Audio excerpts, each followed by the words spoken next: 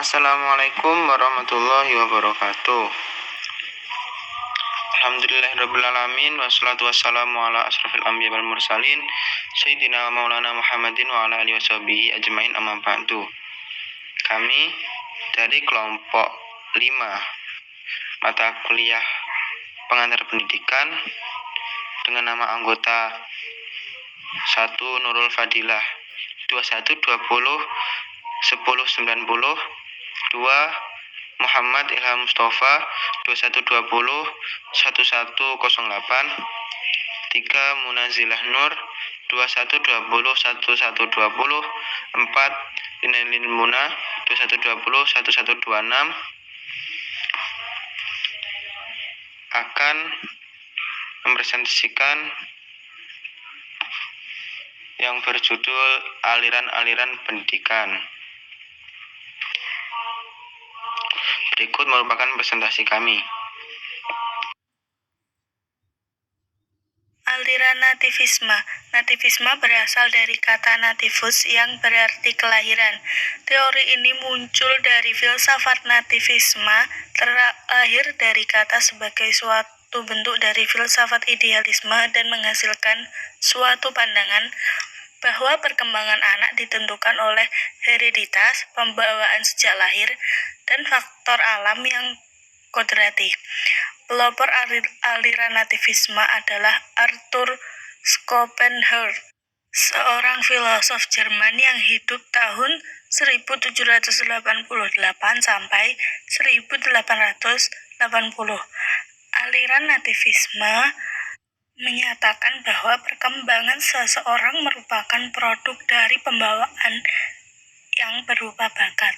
Bakat merupakan pembawaan seseorang akan menentukan nasibnya. Aliran ini merupakan kebalikan dari aliran empirisme. Orang yang berbakat tidak baik akan tetap tidak baik sehingga tidak perlu dididik untuk menjadi baik. Orang yang berbakat baik akan tetap baik dan tidak perlu dididik karena ia mungkin akan terjerumus menjadi tidak baik. Adapun aliran nativisme secara umum sangat dipengaruhi oleh pandangan-pandangan dari aliran idealisme.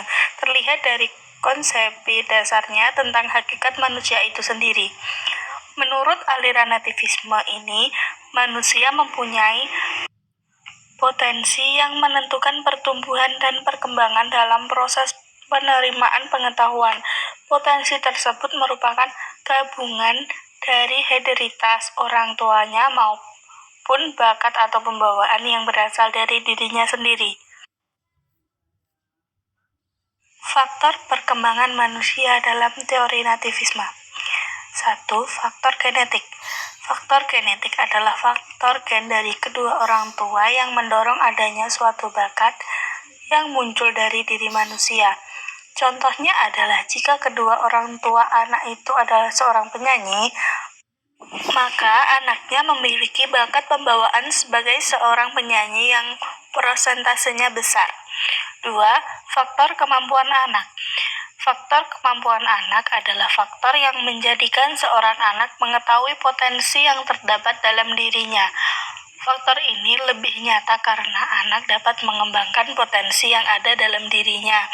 Contohnya adalah adanya kegiatan ekstrakurikuler di sekolah yang mendorong setiap anak untuk mengembangkan potensi yang ada dalam dirinya sesuai dengan bakat dan minatnya. 3. Faktor pertumbuhan anak.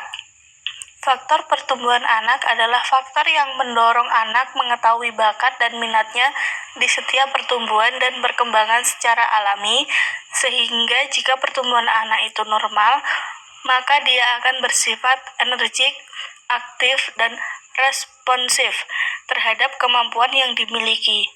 Sebaliknya, jika pertumbuhan anak tidak normal, maka anak tersebut tidak bisa mengenali bakat dan kemampuan yang dimiliki. Tujuan-tujuan teori nativisme. 1. Mampu memunculkan bakat yang dimiliki.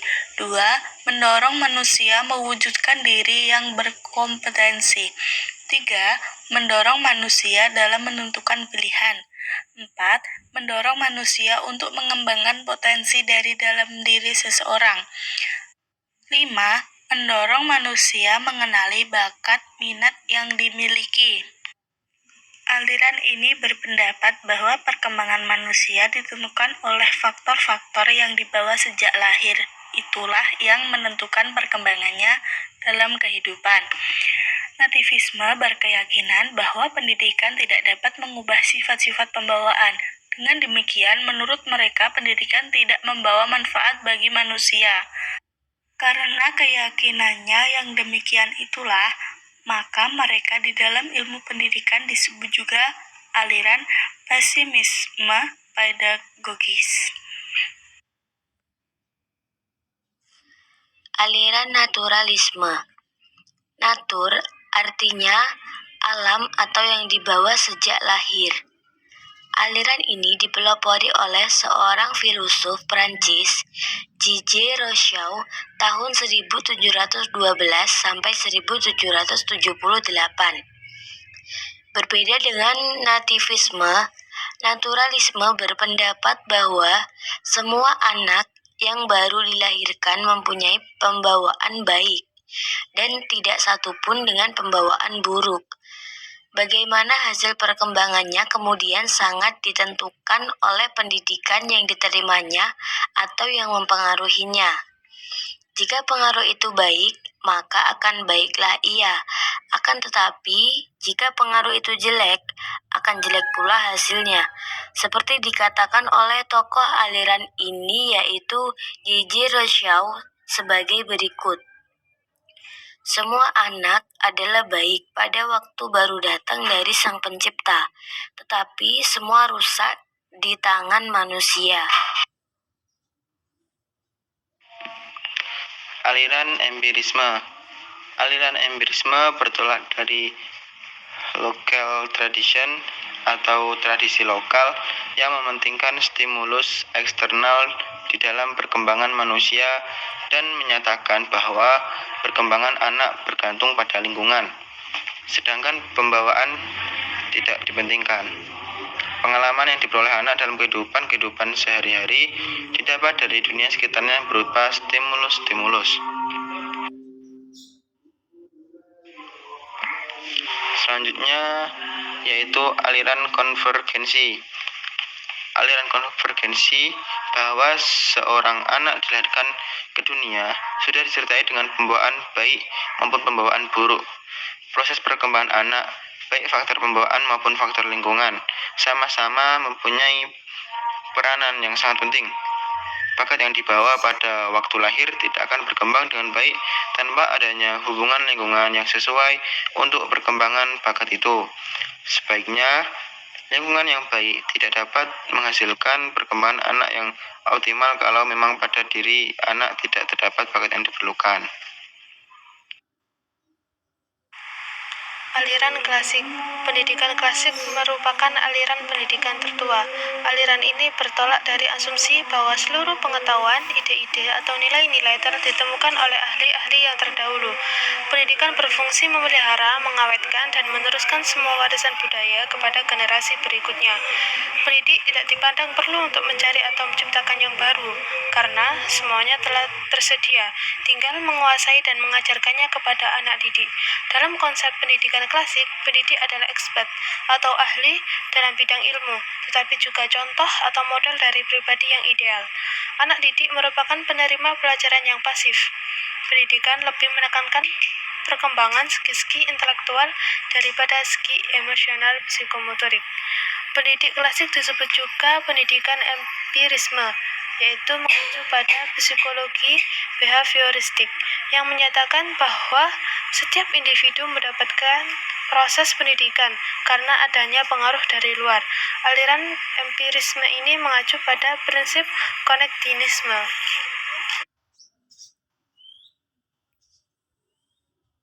Pola guru anak didik. Di sini, guru dalam hal ini berperan sebagai komunikasi satu arah, menempatkan guru sebagai pemberi aksi, anak didik atau siswa sebagai penerima aksi. Oleh sebab itu, peran guru cenderung aktif dan peran anak didik pada posisi pasif. Skinner menganggap reward atau reinforcement sebagai faktor terpenting dalam proses belajar. Skinner berpendapat bahwa tujuan psikologi adalah meramal dan mengontrol tingkah laku. Skinner membagi dua jenis respon dalam proses belajar, yakni responses atau respon yang terjadi karena stimulus khusus misalnya Pavlov, dan operans, respon yang terjadi karena situasi random. Selanjutnya, Skinner membagi penguatan ini menjadi dua, yaitu penguatan positif dan penguatan negatif. Bentuk-bentuk penguatan positif berupa hadiah, perilaku, dan penghargaan. Bentuk-bentuk penguatan negatif adalah antara lain menunda atau tidak memberi. Pengaruh aliran empirisme ini, yaitu proses pembelajaran siswa dilakukan menurut tahapan atau tingkatan tertentu. Tipikal pembelajaran ini disebut hierarchical learning. Struktur perilaku yang hierarkikal adalah pendudukan dua perilaku yang menunjukkan bahwa perilaku hanya dapat dilakukan bila telah dikuasai perilaku yang lain. Kesimpulan, dalam aliran-aliran pendidikan terdapat 5 aliran, yaitu aliran nativisme, aliran naturalisme, aliran empirisme, aliran konvergensi, dan aliran klasik. Faktor-faktor perkembangan manusia adalah teori nativisme, adalah faktor genetik, faktor kemampuan anak, dan faktor pertumbuhan anak. Faktor genetik adalah faktor gen dari kedua orang tua yang mendorong adanya suatu bakat yang muncul dari diri manusia. Faktor kemampuan adalah faktor yang menjadikan seorang anak mengetahui potensi yang terdapat dalam dirinya. Faktor yang terakhir yaitu faktor pertumbuhan anak. Faktor pertumbuhan anak adalah faktor yang mendorong anak mengetahui bakat dan minatnya disebut pertumbuhan dan perkembangan secara alami. Sehingga, jika pertumbuhan anak itu normal, maka dia akan bersikap energik, aktif, dan responsif terhadap kemampuan yang dimiliki. Sebaliknya, jika pertumbuhan anak tidak normal, maka anak tersebut tidak bisa menggali bakat dan kemampuan yang dimiliki. Tujuan dari aliran nativisme adalah mampu menunjukkan bakat yang dimiliki, mendorong manusia menunjukkan diri berkompetensi, mendorong manusia dalam menentukan pilihan, dan mendorong manusia untuk mengembangkan potensi diri dalam diri seseorang. Demikian beberapa hal yang bisa kami sampaikan pada kesempatan hari ini. Kami mohon maaf yang sebesar-besarnya apabila ada tutur kata maupun tindakan yang kurang berkenan. Dengan ini, presentasi hari ini kami tutup. Terima kasih. Wassalamualaikum warahmatullahi wabarakatuh.